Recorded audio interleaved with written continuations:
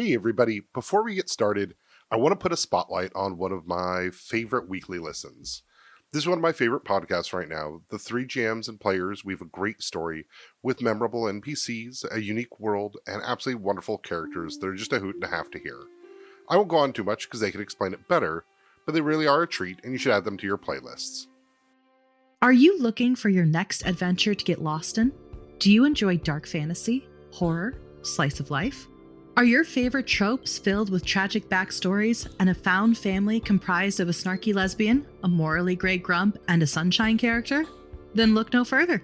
Tune in to Tales of Three and follow the adventures of three unlucky strangers whose fates collide when they accidentally stumble upon a plot to destroy the world as they know it. Throw in some forbidden magic, a slow burn romance, hidden identities, and some devastatingly beautiful baddies who will stop at nothing to keep our trio apart. Mix it all up, and we've got your next obsession.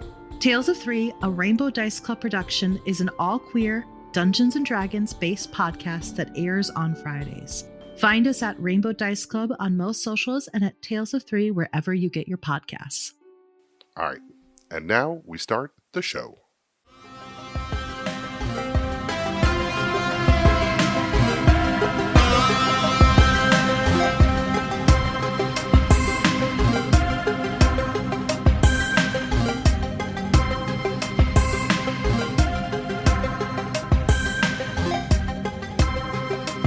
Hey everybody, this is Jeff, your GM and narrator, and we are here today with John for his day off episode. But before we get started, let's get them lightsaber checks. Hi everybody, this is John playing as Lucious, and I'm going to roll for a lightsaber, and I got a 16. Not quite there today. We'll pick up here at the Umberson Estate. Fours and Dosh and Keegan have all taken off into the city for dusk banter. Oswald is here hanging out with Jasper and going about his day, trying to go check out all the building that Xavier is doing. Is there anything that you wanted to do here while you're waiting for Matilda to come pick you up? I see myself starting the day, probably just having some coffee and kind of walking the yard of this estate and seeing the progress of what's going on. The idea that we're actually doing something good here makes me feel like a better person right now. So just kind of soaking it in. Yeah, you can definitely feel that the vibe in our ferry has changed. Xavier's business, bringing in outside wealth, as well as giving jobs to a lot of the local people, so that they have work to do and things to focus on. The King of the Air Ferry no longer is spending most of his time working with people to set up a council to start bringing our ferry as a serious contender into the rest of the districts. I'm going to imagine they'd want nothing to do with me on that, right? Nobody comes and talks to me about anything on that matter. Yeah, nobody's going to come reach out to you for it. Yeah, happy to be nothing to do with that. It is a pleasant, summery day up here in the Arferi area, as Matilda will pull up in a kind of white-set Hedron vehicle. Looks fairly new. You can see she has her scarf on, as well as what looks like a decently reinforced leather jacket and jeans, kind of adventuring kind of gear, with her driving gloves. Yeah, I'll smile at that. Yeah, imagine I'm probably like just walking out in the yard with a cup of coffee as she pulls in. Whenever you're ready, get in. Yeah, just a moment. I'll walk inside, grab my owlbear cloak, all of my gear, and flop myself in the passenger side. Kind of look over the features inside their Hedron vehicle. Yeah, it looks like a pretty standard Amon luxury edition kind of cruiser. I can imagine myself playing with the window uppy downy buttons, because I still have crank rollers in mine. She'll wave at Xavier as he's out talking with the crew, and with a pair of Lycles, as he'll wave back at both of you as you guys will take off. Yep, thumbs up and a pat on the top of the car with the windows down. She'll put the top down since it is nice out, so you guys can hang out. And as you pull away from the Arferi district, leaving through the front there, people will wave at you as you pass by, like the fire department. You guys will get onto the open freeway. Matilda we'd stop in Sword-Eye for lunch. They just got a Verdant on fire there, so I've been wanting to try it out. Gimmicky restaurants, I love it. Kind of look in rear windows, kind of look at a place and say, this place is coming together. Thank you, Matilda. Not to worry, Lucius. We should have permits and paperwork ready on the other three sites, though we still have to get there and claim them. So I figured this would be a fun day trip for us to go take a look for the location over here on the northeast coast. I'll be thinking about the last time I was there with a little bit of a shudder, thinking about spiders. With some light synth pop in the background as she keeps driving, she'll try to keep it light for a bit as she kind of talks about, or we'll ask about, how's your crew doing since Farthen? I've always counted on them. It's less that they're my crew and more that we're a crew. They're all really stepping up. Good to hear. How about you and all your fanboys? Kind of chuckle a little bit while I say that. Yeah, the Cockatrices? They're a good group. They're fun friends. Different energy than Dusk Banter, Yeah, I guess. I'll chuckle a little bit thinking about, what's his name, wanting to date her. Desmond. Yeah. But yeah, I won't say anything about that. They're a good crew. I'm looking forward for when they get back from Farthen. I'll take them out to a nice meal. Has Xavier talked to you at all? I'm worried about him.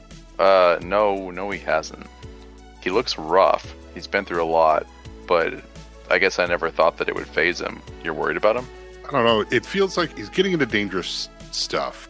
He's making deals behind the scenes. He says that he's got it. He's got it in control, but I don't know. It doesn't look like he has it. Guess I've always known you to have a better relationship with him. He never lets me in on what these deals are, what's going on. He's just always on top of it in my mind. Well, that's the thing is ever since he took over, he's cut me out of a lot of what he's been doing. And if he's not talking to you either, I'm just worried he's getting himself into things that he can't get out of. Frown at that.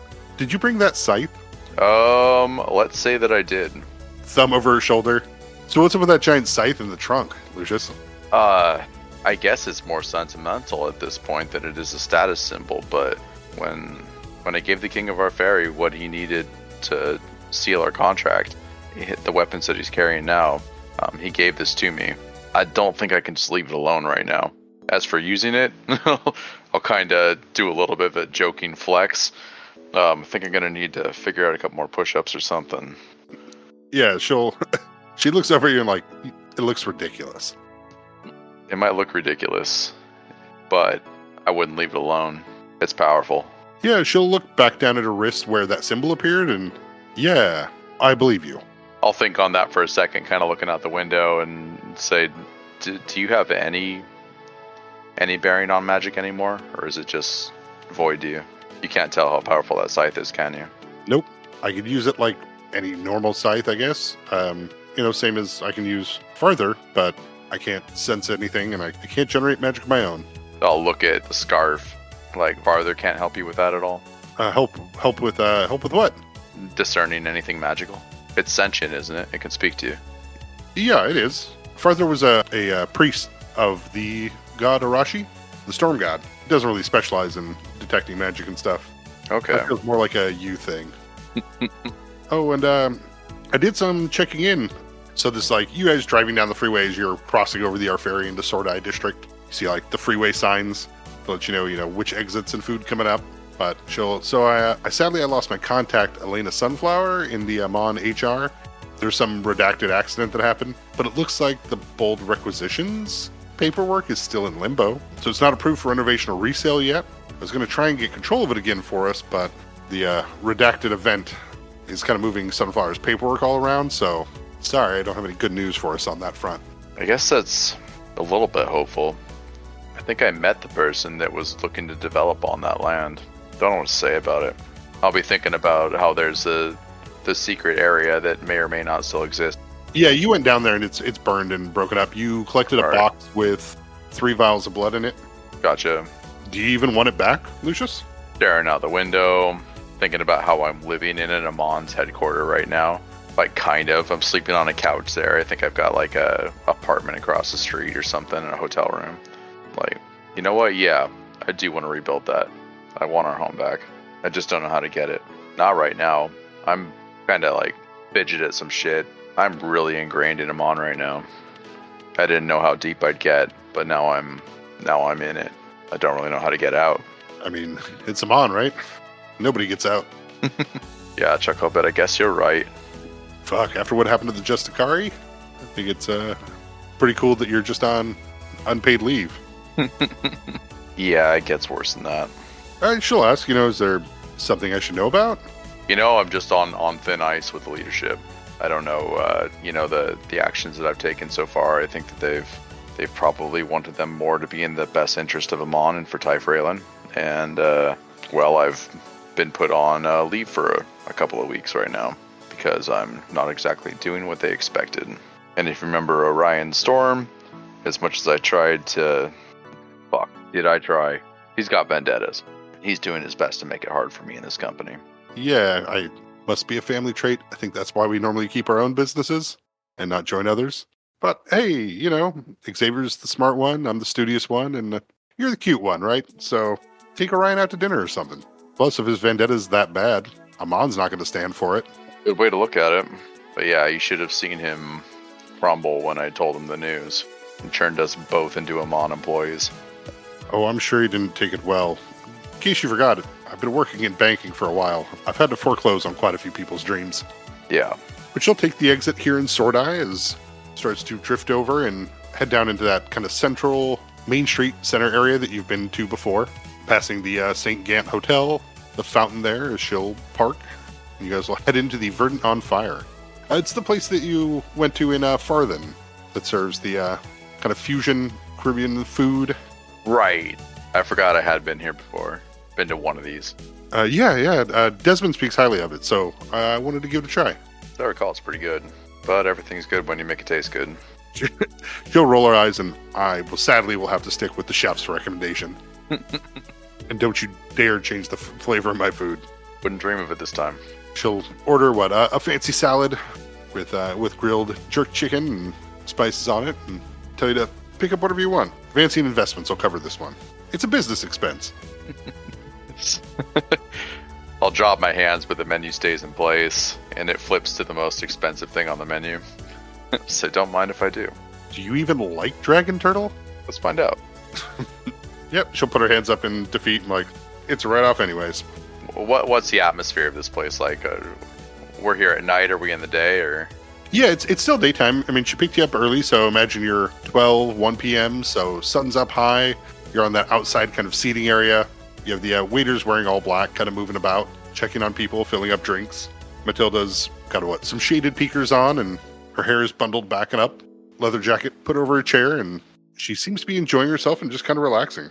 Sounds good. I'll be kind of in the same sort of deal. I'll have my owlbear coat folded up, put over something, just wearing my Amon speed suit.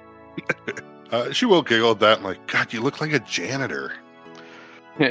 I'll kind of pull at it a little bit and be like, yeah, I bought into this. I own it.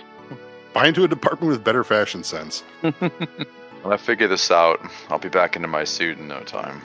But right now, I just got to remember where I'm at. Peel out the suit a little bit more and let it go. Yeah, you'll see a small commotion at the other end of the restaurant as some people kind of clap and wave, and you'll see some camera flashes as Seeker Quinn seems to be just kind of passing by the neighborhood here, celebrating his most recent promotion to the head of the Sordai District Seekers. Though far enough away, you're not going to directly engage them unless you want to. You'll just see him pass by as people seem to be kind of excited, and there's a new captain, there's a new leader of the Seekers, and somebody's going to make sure they stay in line and helped rid of the corruption of that terrible incident at that brewery months ago. I'll smile as he walks by. I'm not going to draw any attention. But yeah, with all intentions of bragging to Matilda, yeah, I saved his life. I put him where he's at. I'll think about, at that point, too, just think about how I was just running away from all the bad guys shooting at me. Everybody else took care of it. Well, it's always good to have some Seekers in the pocket. Wouldn't say they're in the pocket. I'd say I'd have fronts, almost, for Seekers. Oh yeah, you had that other one, that Void that you were friends with too, huh? Yeah, DOS. I think I saw her on the news getting her medals or something. I'll think back. What were they getting medals for? Oh yeah, remember that whole Justicari plot you helped uncover? Sure. Yeah, she and another Seeker got messed up pretty badly during that. I think she's on paid leave or something. Lost an arm, and the other guy had to get quite a bit of work done. But yeah, they got awarded by Matosi. I can't remember who's the captain right now. But yeah, the big Artori fellow. Yeah, they got awarded, bravery medals and honors medals for their work in uncovering corruption in the city and everything that kind of happened from there. So you guys finish your meal here at Verdant on Fire. Matilda will order a couple to-go meals. which she'll, hey, in case we get hungry. And the spider forest, as long as the spiders aren't around, it's kind of a nice place for a picnic. Kinda, yeah, I haven't had a good experience at the spider forest yet, but you know what? Maybe this is the time. Picnic sounds nice. I'm gonna say that I really liked the dragon turtle. Okay. Imagine what a dragon turtle ceviche, cold soup and garnished with other seafood. You guys will head out of Vernon on Fire back onto the roadways and off towards the spider forest. Her scarf, as you get closer to the forest there, you can see and hear like the electricity cackle at the edges of the scarf, kind of as it gets whipped about in the wind. Might as well ask about it. What's going on with, how do you pronounce it? Forther, yeah. What's going on with Forther? He's excited. Like I said, he's a priest of Arashi, and we're going back to one of his sacred sites. It says the closer we get, the more you can feel the magic that surrounds it, the ley lines. Gives him a boost, you know? Yeah, I do. And as you get closer, you can also see the runes on your arm shifting and twisting until they give you access to the air and water domains. Damn. Yeah, I won't be shy about that. I'll be holding that arm up and watching the runes do what they do. Deciphering what they're supposed to mean, feeling the magic change in me. Matilda definitely watches this, like, as she's driving, kind of, oh, shit. What the hell is that? When did you get that done? We picked it up in the ruins of the power plant. Okay. Yeah, I picked this up in the Shrine of Horeth. It seems like this is an assumption at this point, but it seems that somebody a long time ago sabotaged the distribution of power in that area. All the same, when we found the body of that person, this was on them, and well, now it's mine. And I'll kind of be fingering the ring that's on my hand, not mentioning it as well. Oh, okay. Keeping those requisitions going, I see. Yeah, it's a bit ancient. I still have a hard time understanding exactly its function, but it's no Alfier.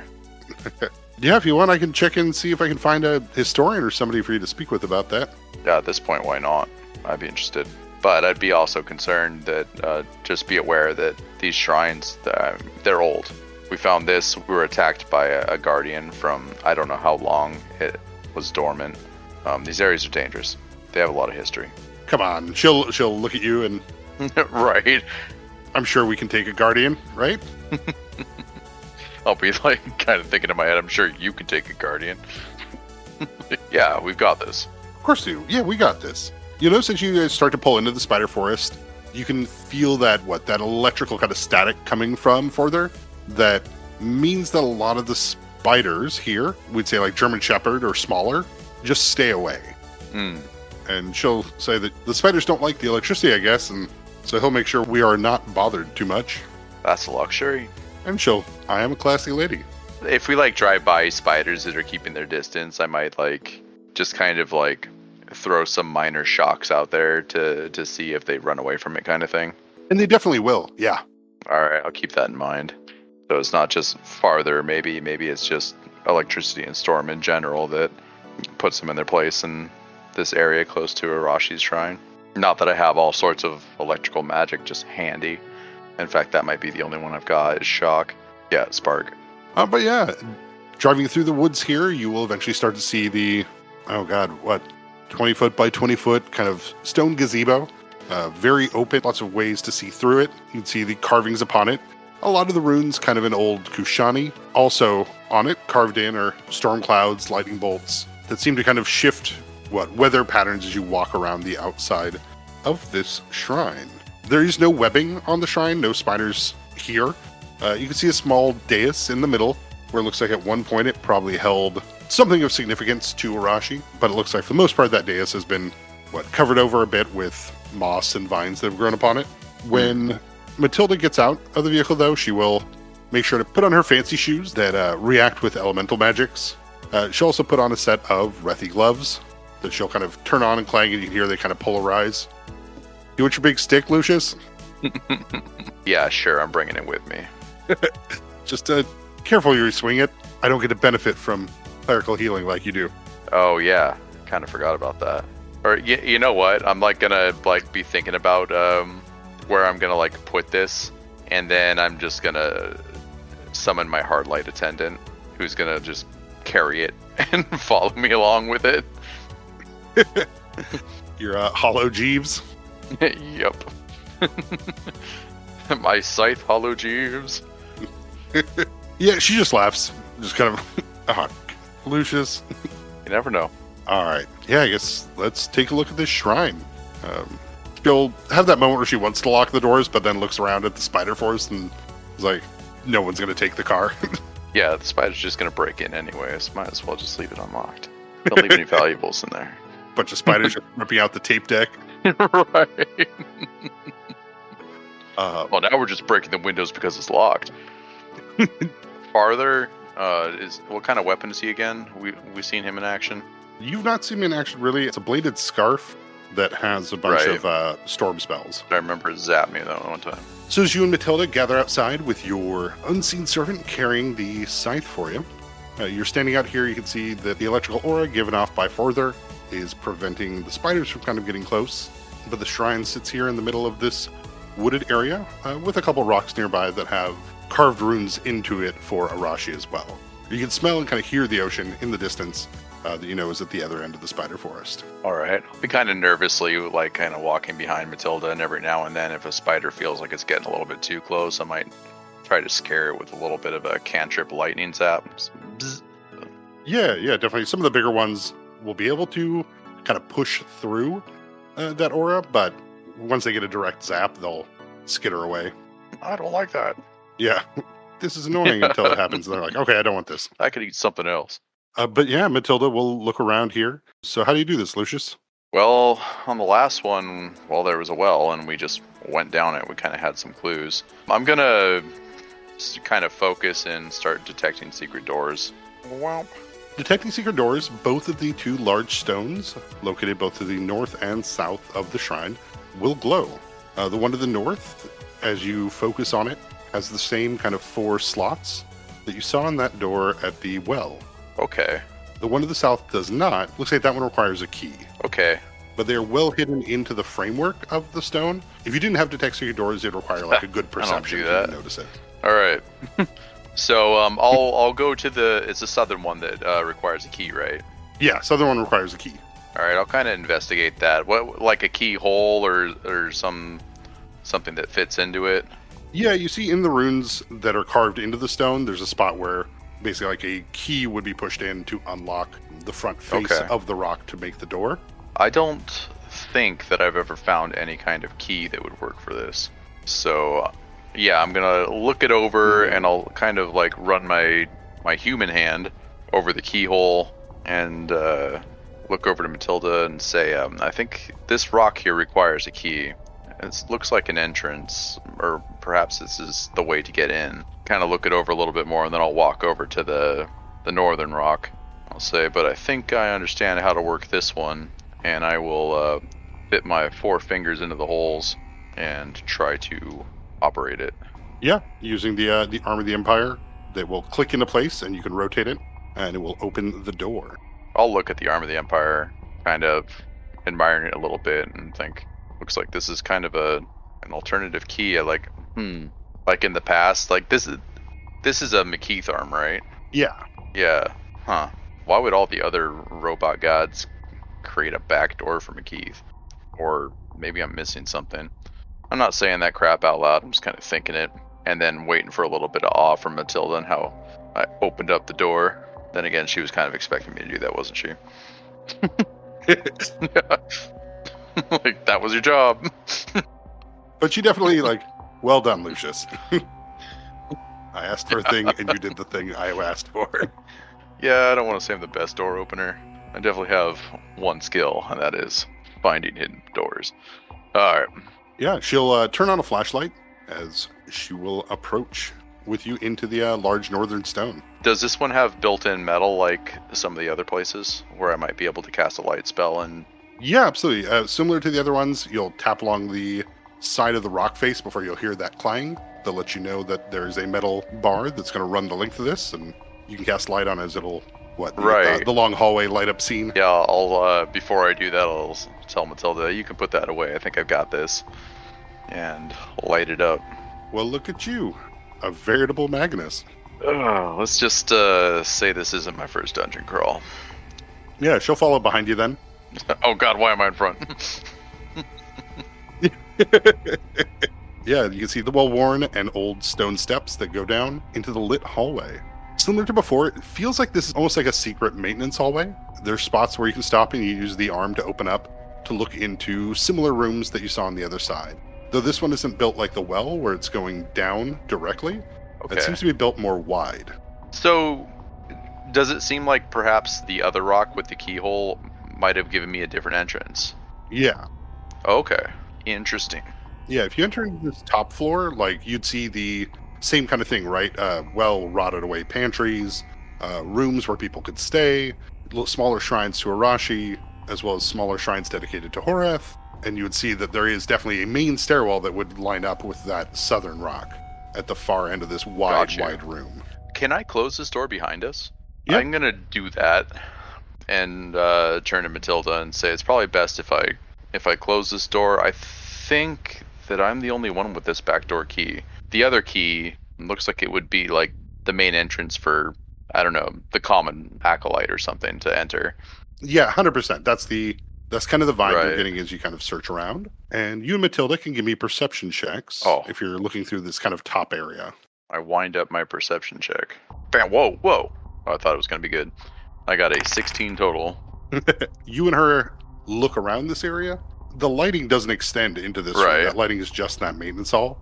So you're having to cast light again somewhere around here, or she's using her flashlight. She'll kick at like old rusted stuff, but she does move slowly and carefully. Seems to be like she's listening to farther kind of explain, and she's able to kind of say, like, looks like each of these shrines were used at different times during the year to give praise to Arashi. They also seem to reference something called a slod. There's a mural upon one wall of like, almost looks like an elf wielding a large kind of blade that's almost too long for his body as they're flying in place. Farther says that this is known as the Champion Stormwind. The Champion Stormwind. The hero of Big Campaign 1? Dun dun dun. But yeah, you and Matilda searching through here.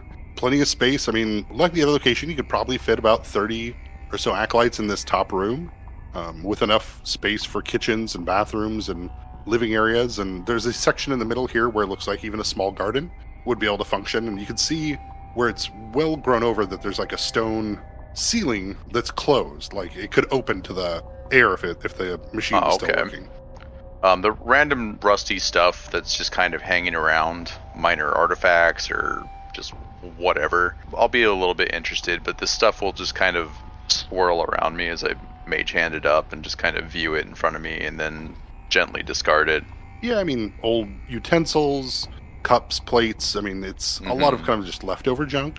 Things that at this point they may have been a key, but they're so rusted that you wouldn't trust it in a good lock without them breaking. But yeah, just showing off magic. She'll look at it with a like slightly jealous look, right? You can tell that she does think it's cool. Yeah, not just anybody can lift 10 pounds worth of stuff with mage hand. So cool, yeah, just investigating and looking. I haven't been concentrating on detect secret doors, so that must have gone away by now. And yeah, I mean that yeah, fades after what, 7 rounds, Yeah. so a little bit less than a minute.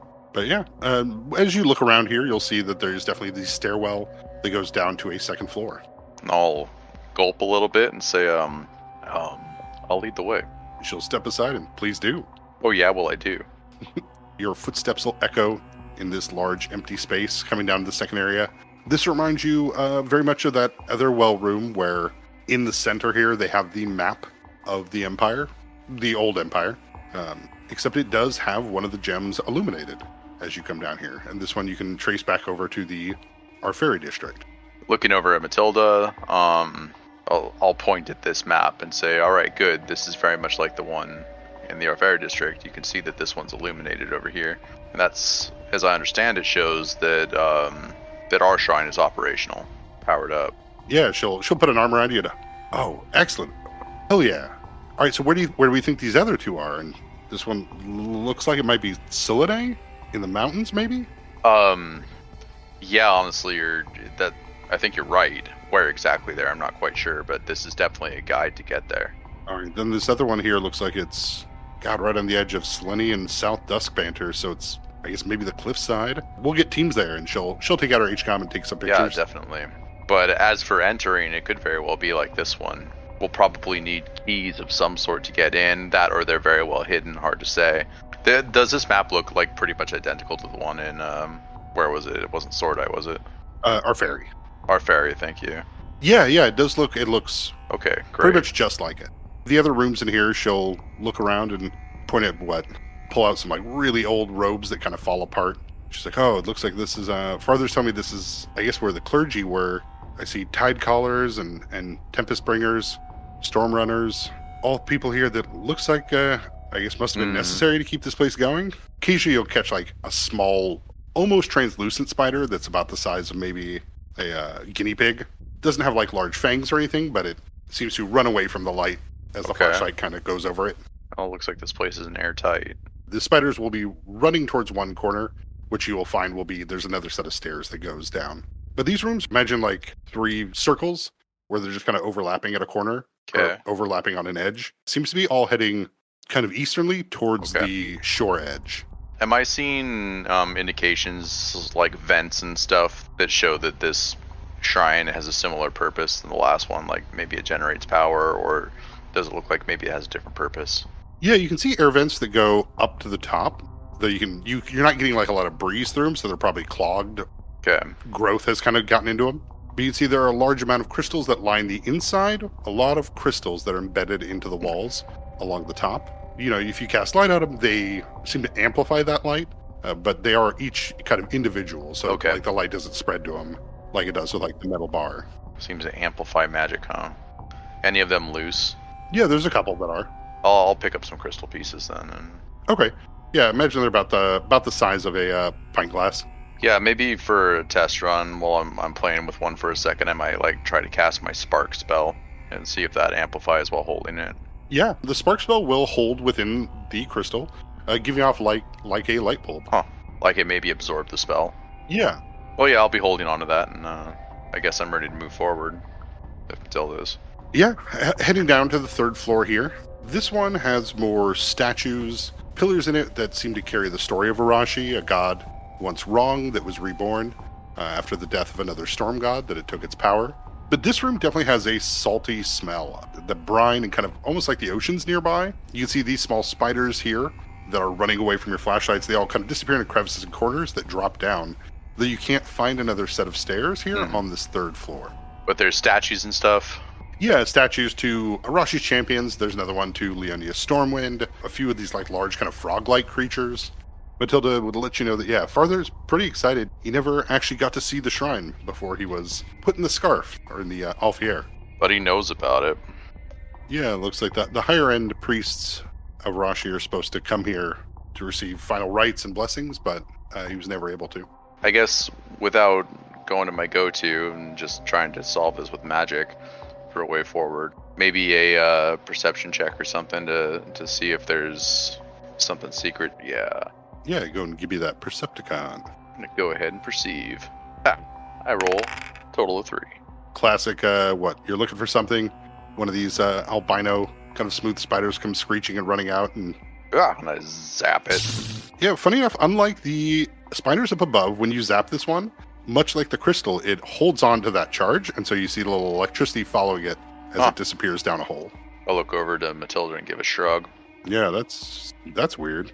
Alright, this has to go somewhere, so I'll concentrate again and start detecting secret doors. Yeah, in the north side of one of the offering rooms, you will find another door that triggers off the arm of the Empire. Yeah, I'll walk up to it and brush some stuff away, maybe see the holes a little bit better, and say, found it. She'll roll her eyes, and of course you found it, again. I'm good for something.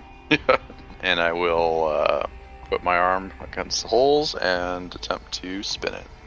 Clicks into place before the door will open into that maintenance hallway.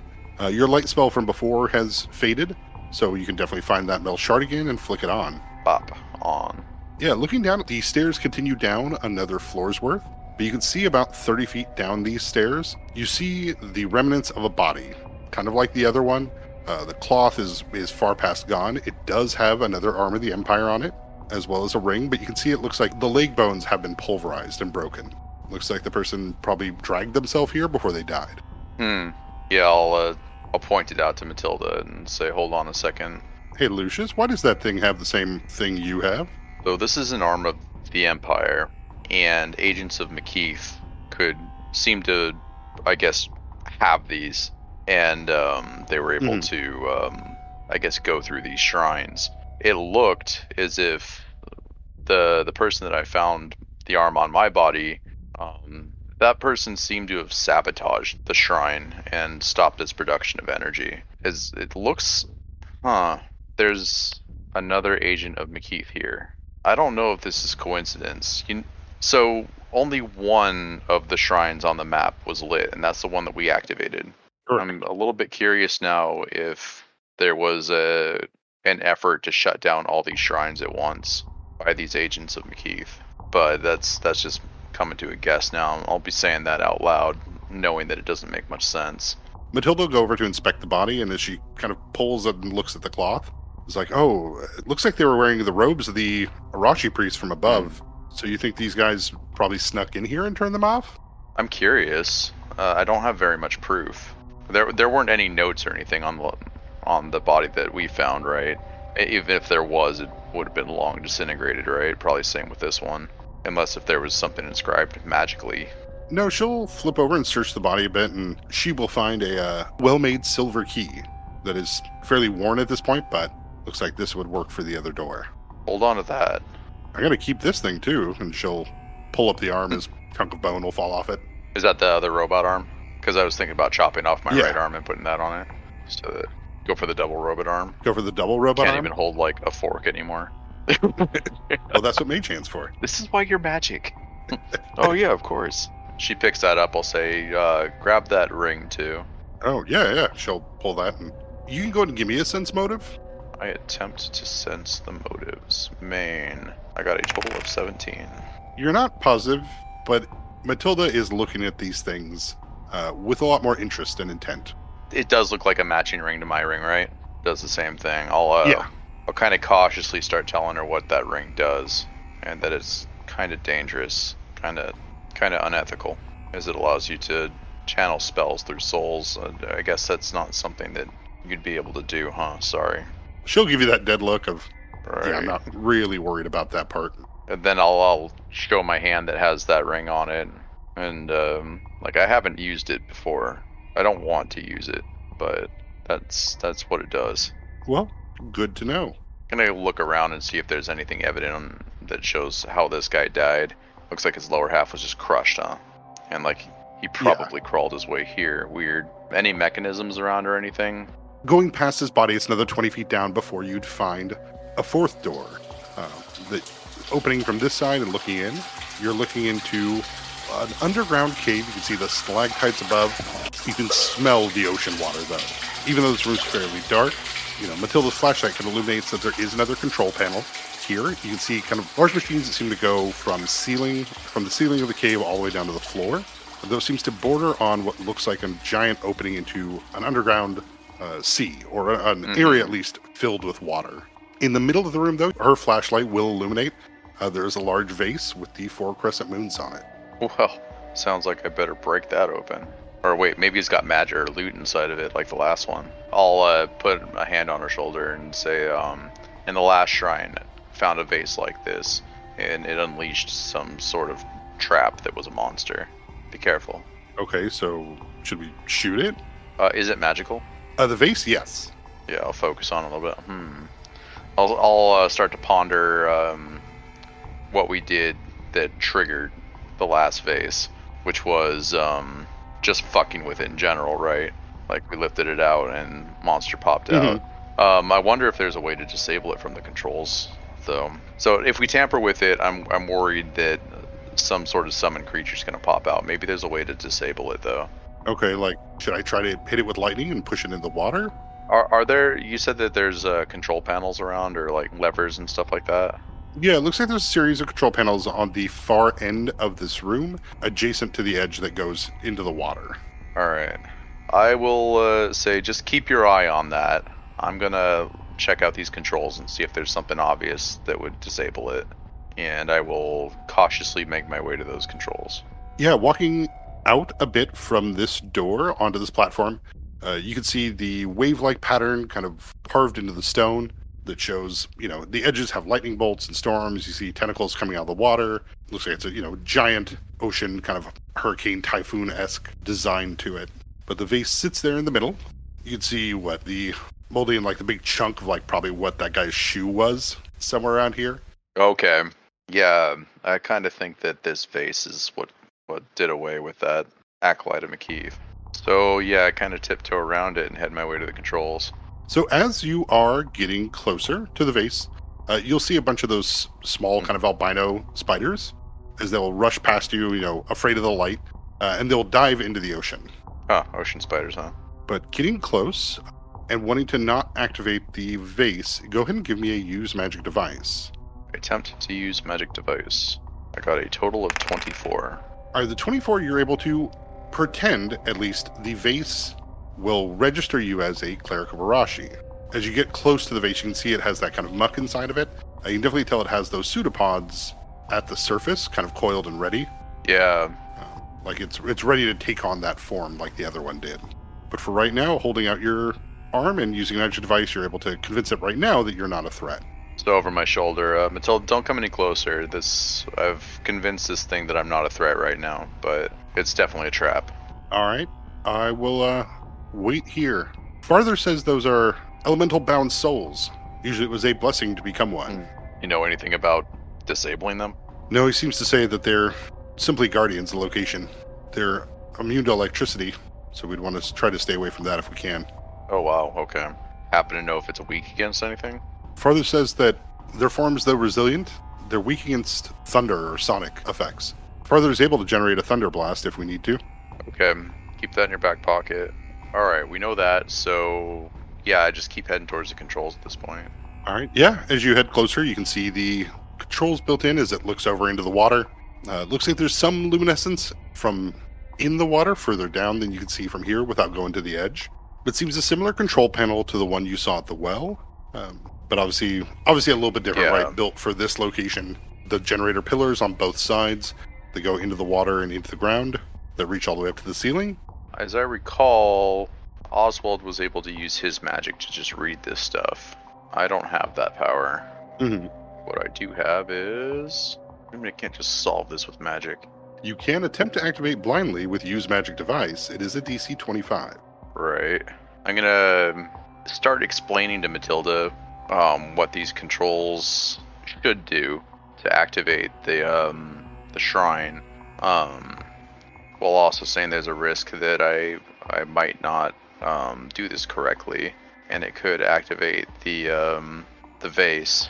But this is kind of a perform oratory to give myself +2 to this.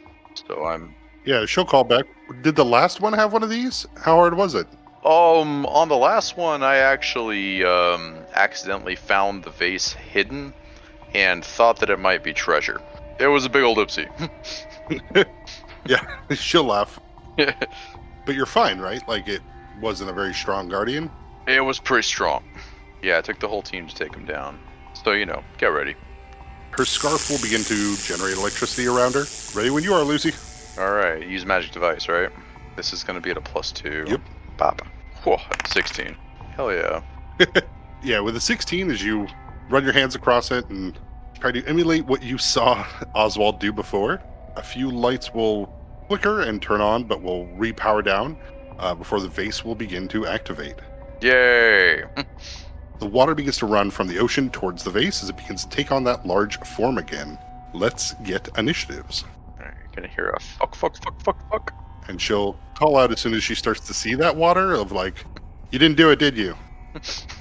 I didn't do it. I got a total of 19. Matilda gets a 3, and the monster gets a 19. The creature roars as its large elemental guardian takes form, made of seawater, chunks of rock. You can see inside of it, riling kind of storms electricity that boil underneath as one of its fists condenses. It takes a stride towards you. I go, oh crap. It will bring down one of its massive fists. Alright. Overcharging my cough suit, I activate it. Yeah, the thrum of sonic energy will surround you, giving you a defensive shell against this, as it will hit for 22 points of damage. I'm going to reactively attempt to windy escape on this one too. If its attack is magic in any way, then the windy escape is null and void. It does not count as magic. then that is going to be a total of 2 subdual damage to me. So the power of my suit, I believe it's a d8 plus 5 of sonic damage. I attempt to pump a total of 7 on the dice roll. Yeah, the sonic damage reverberates across it. You can see where it breaks the magic that kind of holds it form, so it does take double damage from that. Yes. I hate you, monster. But Lucius, it is your turn. Go, oh crap, oh crap. So, it's trying to bash me. I'm going to have the hand off and be wielding the hand of Gulshern right now. And say that's a move action. Yeah. And then I am going to get into a full defensive. Matilda will call out, all right, coming in. You'll see her scarf will set a burst of electricity, a lightning bolt behind her at her feet, which will propel her forward towards the monster. And she flies across towards it. She'll attempt to do kind of like an axe kick into the side of it, and she will kick it, though it does not look like her foot's able to actually do any damage. Damage than I could ever deal. I'll admire those sick moves. So wait, does it look like she does martial arts now? Or probably always did? Or... Yeah, it looks like she has trained at least. She went to on her, when she took her vacation, she went to Silene to take some classes. Alright, went for the kick. The electricity basically just hits it and dissipates across it.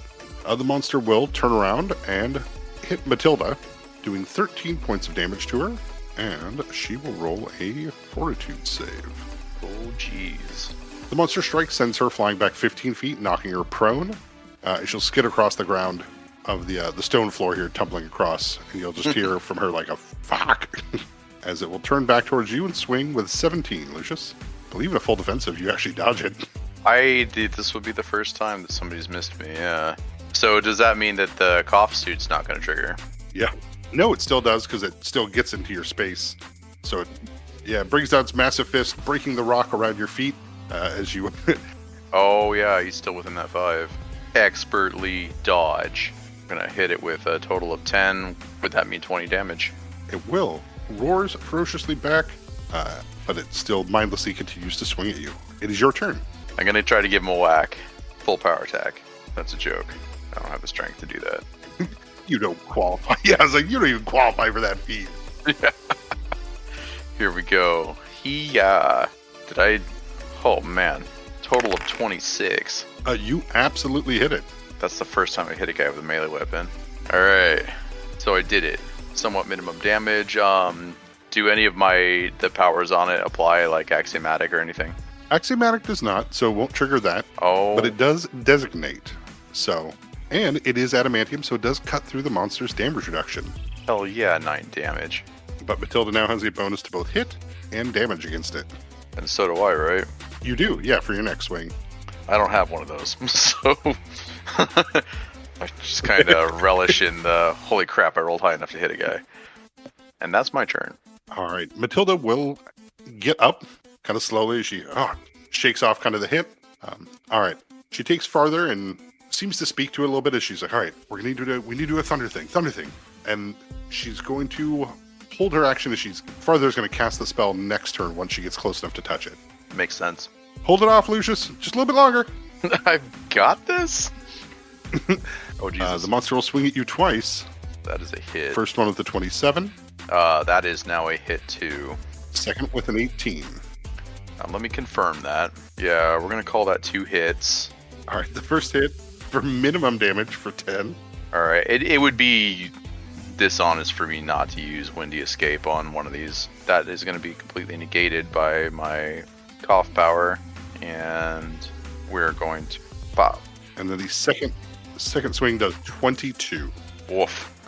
All right, I am going to Windy Escape that. So he's going to take 20 damage from the first attack, and then he's going to take 16 damage from the next one. And I take a total of 2 subdual damage. All right, Lucius, it is your turn. All right, feeling pretty confident with what just happened with that last attack. I'm like, tell myself, all right, I've got this. And I raise my scythe up high, and I attack. Bam! Yeah, 3 plus 2. With an impressive, 14 even with the designating. Not quite there. All right. Learning curve. That's my turn. All right, Matilda will sprint towards the monster. As she gets close, it will take an attack of opportunity at her. 26 will hit, doing 17 points of damage. As she'll, God damn it, she will roll her fort save, this time passing, so she won't be flung back. But she will release the shatter spell. That sounds promising. So there's a cacophonous explosion of thunder against the side of this creature as her scarf, running down her arms, braces her hands, as it does 37 points of sonic, doubled to 74. Damn! And the creature will explode. I'll be all like yelling and twirling a scythe, and then just suddenly like blows up in front of me, and I'm just in shock. Yeah, I do need a reflex save from both of you. Fortunately, that's my forte. If you didn't know this, it's not very bad at reflex saves. I got a total of 12. With a 16, she's able to use the energy from the burst to push herself back and out of the threatened range from the explosion. But you up against the corner here are not. Alright, how bad is it? Yeah, in a burst of stone, electricity, and water, you'll take 19 points of energy damage. That doesn't sound like physical damage at all. It does not. Alright, I've got nothing on that. I yell out in pain, but I'm still standing. Yeah, Matilda looks at you from across the area, is bruised and scratched up on one side of her face and body as she kind of laughs and, whoa, oh God. Good one, Lucius. She's holding her side. I'll still be like breathing really heavy, doing one of those like I just got exploded on. Yeah, she'll come over and put out a hand to you and... Yeah, the cough suit, I'll disengage that and let her pick me up here. And holding up the scythe, I'll be like, "Did you see that?" Yeah, that was... I think you hit it good. Yeah, high five all around. Yeah, she'll go for the high five. I'll go, "Whoa, yeah, this thing's heavy." And I'll pass it back to the hard light attendant. Oh yeah, you'll have to remake another one because that thing probably got exploded. Probably got exploded. So that was an actual item, like a hard light attendant, right? Does it just dissolve and like you can resummon it, or did that thing just break? The hard light attendant, the nanites broke, so it'll take it a day to recharge. So in that case, I look down at the scattered bits of what used to be my hard light attendant, and go, summon a unseen servant, and say, yeah, shame about that hard light attendant, and pass my scythe to the unseen servant. That's kind of exciting. It's kind of fun. Oh, I don't know about fun, but we did it. Yeah. Oh yeah. I'll like be looking at my scrapes and like taking a handkerchief out and getting some of the blood off me. Like, usually Josh just stops that from happening. Well, next time we'll bring a crew. I think the two of us make a pretty good crew as is. Yeah, she'll punch you in the shoulder, and I don't disagree. Yeah, I rub at the sore spot that punch inevitably leaves me, no matter how light it was. All right, Lucius. So how does this thing work? Oh, that's the best part. I don't know. Oswald was able to figure out the last one. I'll kind of ponder it and see if I can't start to put together how to operate it with maybe does a knowledge technology make sense? I attempted. Yeah, go ahead. Total of 12. Looking it over, there's still, unfortunately, the old symbols here just don't quite make sense, but Matilda's able with farther to kind of point out, like, he says some of these symbols are, it looks like it just doesn't have enough power. I can see if I can put electricity into it, if you think that's safe. Yeah, well, nothing's safe, so might as well go all the way. I will full blast my arm of the Empire with an electrical spell, something like Call Lightning, and attempt to interact with it again. Okay. Yeah. When you say you're going full with it, are you using the ring as well? God, I really don't like the idea of using people's souls to use magic. but at the same time, I don't have a lot to... I want this thing to work. So, yes. Placing the arm of the Empire upon it, calling lightning, you'll, from inside of this cave here at least, you'll see electricity run up the walls, pulling from the water in front of you, as it streaks across the generators, starting to turn them on. You can hear the whir of large turbines that seem to be underneath your feet, as underneath the stone here that seem to pull. You can see the water start to ripple a bit as well, as the lights here will start to engage. Matilda will look at you and, so it's working? Like it works? You don't know what any of the things say, the lights do turn on for it. Right. I'll slowly turn to her and say, I think that it's working. I don't know what I'm doing. Could I potentially attempt to try a use magic device on this to figure it out? We're gonna try it. I'm gonna beef up the Inspire Courage, but I do have this spell, True Skill. When faced with an important situation, you grant yourself a magical edge to ensure your success. When casting the spell, select one skill for which you can attempt a skill check. Next time you attempt a skill using blah, you gain an insight bonus check equal to 1/2 your caster level. So this is at +3 to my normal. Okay, so you got a +5 with your... Yeah, with my Inspire Competence. Let's go. Use magic device. Hit it. I got a total of a 22 to try to comprehend how this device works. Yeah, with the 22, you are able to get it to function similar to the one you found in the well. The generators here pulling in water and pushing out electricity. You see the water begin to churn, and it seems to be active. You can see the same kind of bars you saw on the other one. Mm-hmm. Yeah, this seems to be running fairly stable like the other one. So I'll turn to Matilda and say, I think that it's active. If this is anything like the other shrine, there's got to be ancient conduit that's bringing this energy into, well, probably the city. I think we've activated it. I'll point at the bars and say this is a general idea of how much energy this thing's outputting. It works. Fuck yes, I'm going to call Xavier. Let's get up top, we'll give him a call, and we'll send over another team. Lock this down. I'll reach out to Amon and confirm the permits on this. Yeah, this is ours. Yeah, with that, as you guys head back up the stairs, taking the maintenance hall up on the side, once you get back to the top, it's like nothing's going on. Though you know that the energy is being output by it, and you'd probably get that message from Xavier being like, hey, one of the lights just turned on at the well. What's going on? Text over to you all. But during that, as you get up to the top, coming out of the rock and approaching the shrine, the scarf around Matilda's neck will begin to float and generate a lot more electricity. She does have a little bit of a worried look, but of course the electricity can't hurt her, as the magic doesn't affect her. But you will start to see an electric ghost-like form of an android that comes out of it. I'll be looking at that pretty wide-eyed. Yeah, she seems also fairly surprised, as the form begins to speak to her. I'm sorry to say, Matilda, that our time is over. The rules binding me to my Alfier are completed, and here in this shrine to my god, I can finally join the Eternal Tempest. I have accomplished what is necessary for my redemption, and I thank you and all that you have done, all that I've seen, and my time with you has made me better. Goodbye, Matilda.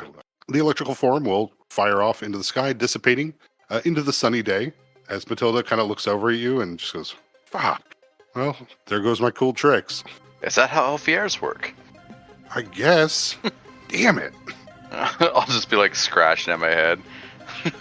Well, shit. Father was pretty cool. Perfect. I think that's where we will end it. All right, that was a lot of fun. Thanks for listening. Like, rate, review, subscribe. You know the stuff. Our intro and outro are from Nihilor. That was Monolithic. You also heard Cathedral, Dream Sunlight, and Mendel Hypercube. Also, Cyberkong by Mood Mode. Well, I hope you're doing okay out there. I know it's a bit tough, but I think you're awesome. Alright, bye!